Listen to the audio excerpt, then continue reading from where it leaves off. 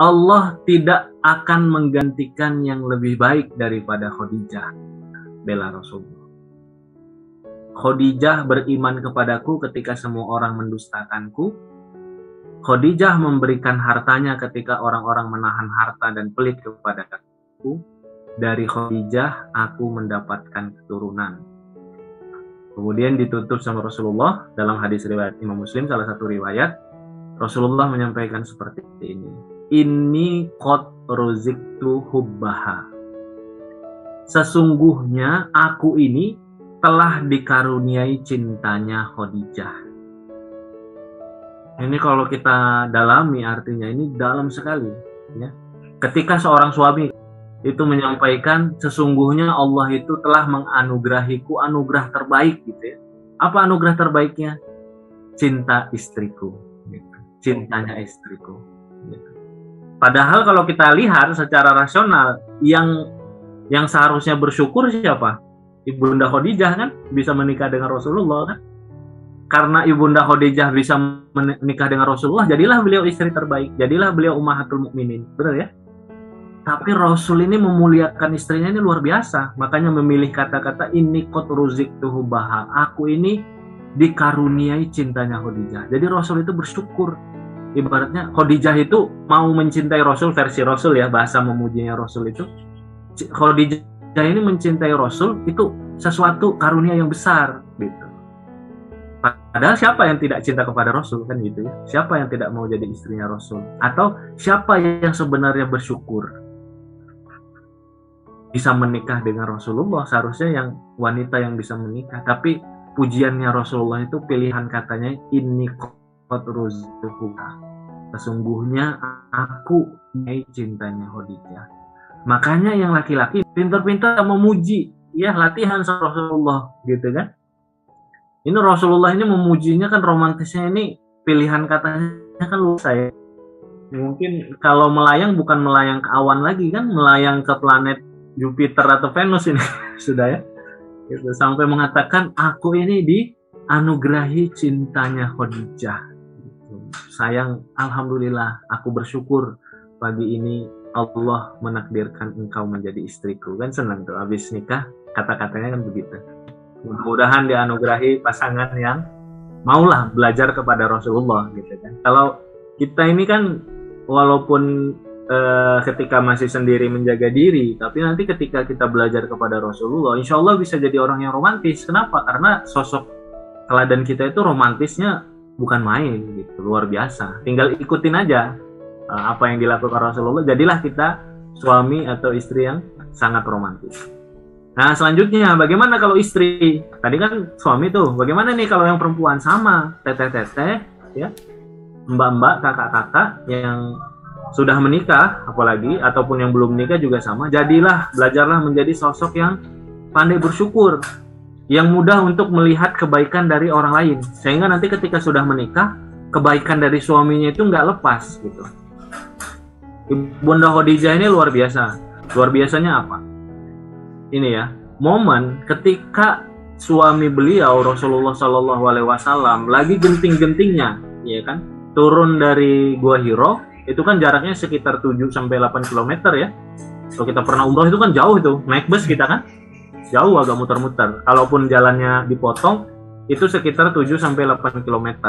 Dan jalannya kan nggak rata, dari atas gunung turun ke bawah kan, turun ke lembah. Rasul itu lari, ya karena takut setelah mendapat wahyu pertama.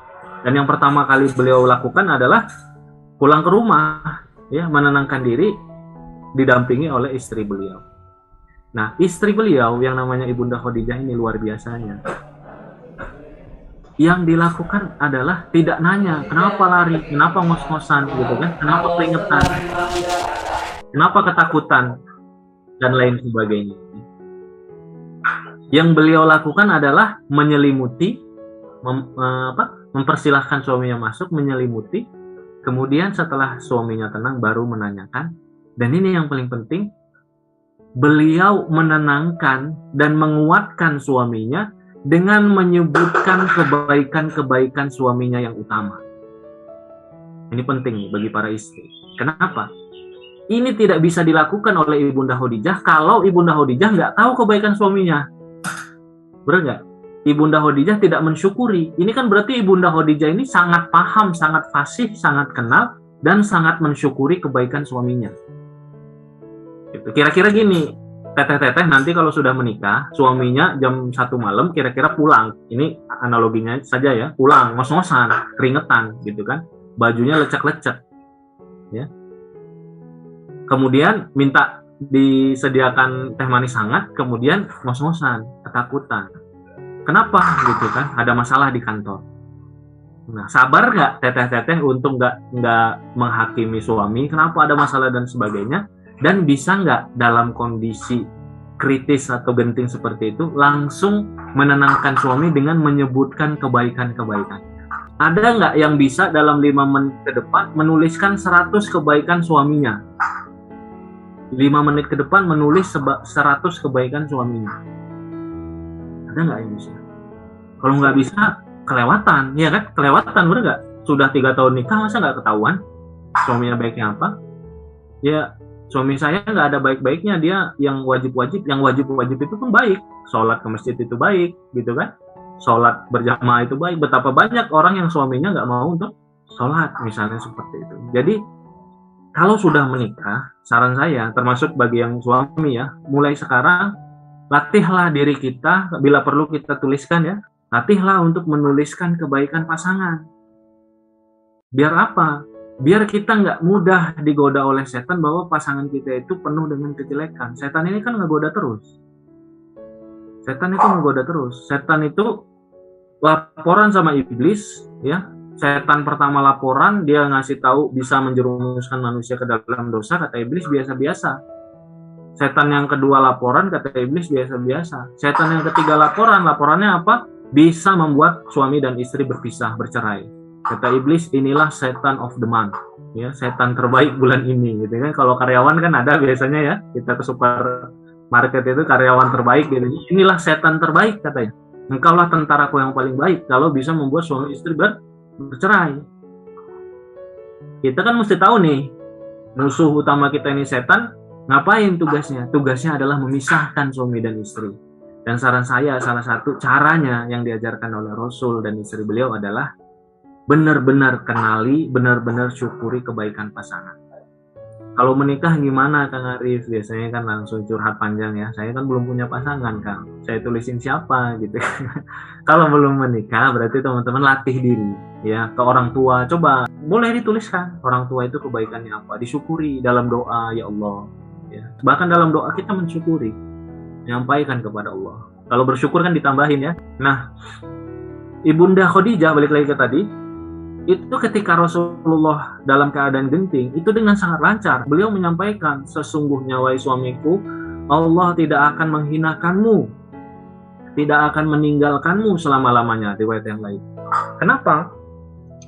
Lancar beliau menyampaikan kebaikan yang utama dari suaminya. Engkau adalah orang yang menyambung silaturahim, engkau berkata jujur, engkau membantu orang yang tidak mampu, engkau memuliakan tamu, dan engkau membantu orang yang terkena musibah. Lancar tuh, 5 kebaikan utama Rasulullah langsung disampaikan dalam kondisi genting.